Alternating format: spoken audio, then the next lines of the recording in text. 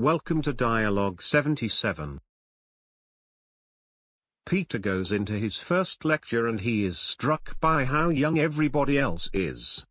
He thinks to himself that perhaps university was not for him and maybe he would have been better off doing a master's.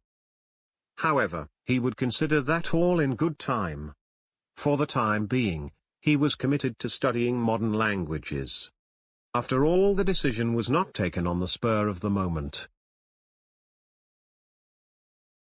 His idea of academia was to brush shoulders with clever people and learn new learning techniques. The textbook knowledge could be found online. University would give him the necessary structure and stimulus. He resolved to talk about his trepidations to Sara at the weekend. After all, a stitch in time saves 9.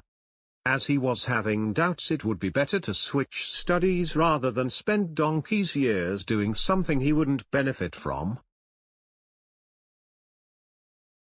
Perhaps he would change course in the nick of time and find the right academic environment. Just the other day his father was saying that university these days was all about money and curating content from the internet. And that what Peter was searching for what existed in the halcyon days before his time. Unfortunately, Peter's first impressions were hardly ever the wrong ones, and it was only once in a blue moon that he was wrong. The lecture began and today's subject was the importance of learning grammar. English speakers often skip over grammar because English is learned intuitively. They say that what stops many people learning English is trying to analyze the grammar too much. They often fall into the trap of translating literally. What stops English people from learning languages is they labor under the illusion that grammar is unimportant. They say that one has to find the right balance or happy medium, as they say.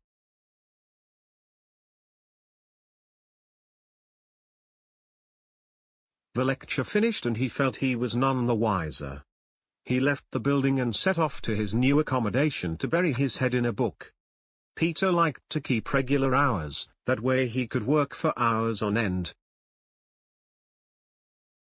He had worked for a large multinational corporation on leaving school, so hard work was no stranger to him. He made up his mind to keep an open mind and wait and see what transpires at his first tutorial the following morning. One of his course choices was 19th century French literature, and he could not wait to look at the bibliography. He had read a few of the French classics of the time but translated into English. It was one of the subsidiary subjects that he wanted to focus upon.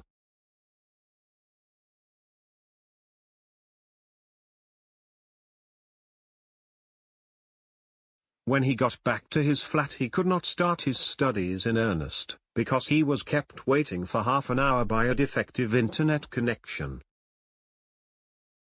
The coursework for the first term appeared before him as soon as the internet connection was re-established.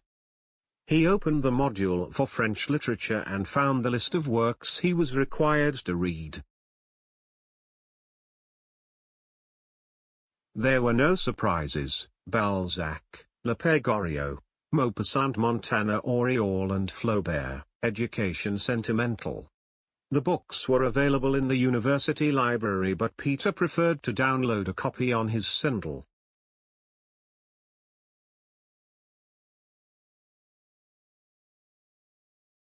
Despite his initial disillusionment, he could not wait to begin to actually embrace new cultures.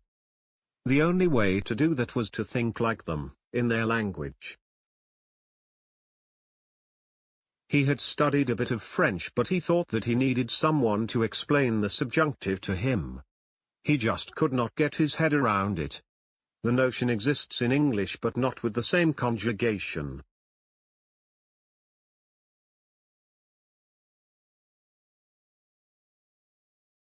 He would bring up the question at the first opportune moment.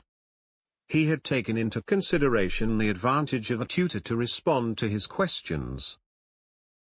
Imagine being able to read a book in its original language and not only understand the story but also be able to grasp all the subtle cultural references.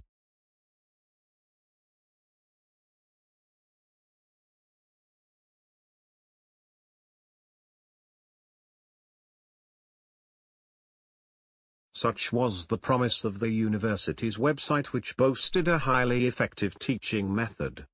You have to vocalize every word and phrase, much in the way that a child learns his native language. It has been estimated that a student can learn a language 4 times more quickly. However, the technology might not work for everyone and the method had only been introduced recently. There had been a report commissioned based on the first 3 years of results. In fact, the results of the study were on the verge of being published.